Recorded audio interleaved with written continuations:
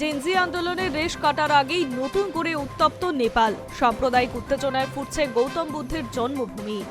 এই অবস্থায় নেপালের ক্ষমতাচ্যুত রাজপরিবারের সমর্থকরা রাজধানীতে মিছিল করছেন। মার্চের নির্বাচনের আগে রাজতন্ত্র পুনরুদ্ধারের দাবিতে মিছিল করছেন তাঁরা।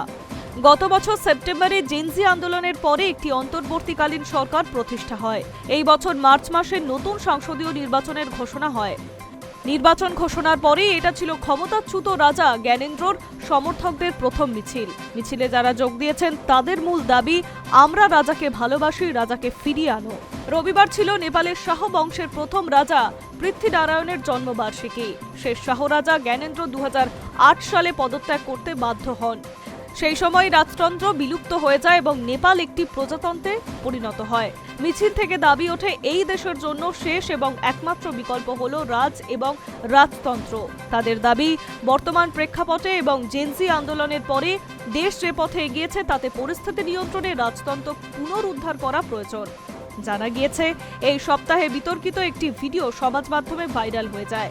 এরপরেই দক্ষিণ নেপালের পারসা জেলার বীরগঞ্জ শহরে বিক্ষোভ শুরু হয়েছে। ভারত সীমান্তবর্তী নেপালের কিছু অংশে সাম্প্রদায়িক উত্তেজনাও ছড়িয়ে পড়েছে। শুরু হয় ভাঙচুর, অগ্নিসংযোগ। পারসা জেলার সাকুয়া মারান এলাকায় উত্তেজনা চরমে ওঠে। ধর্মস্থানে হামলার ঘটনাটি ঘটেছে বলে অভিযোগ। দুই গোষ্ঠীর মধ্যে উত্তেজনা ক্রমশ বাড়তে থাকে, আতঙ্ক ছড়িয়ে পড়েছে এলাকায়। আক্রান্ত হয় নেপালের পুলিশও। যদিও পরিস্থিতি এখন নিয়ন্ত্রণে হলেও বীরগঞ্জ এবং ওই সংলগ্ন এলাকা থমথমে। নেপালে সব ধরনের জমায়েত নিষিদ্ধ করা হয়েছে বলে খবর। Hi news network.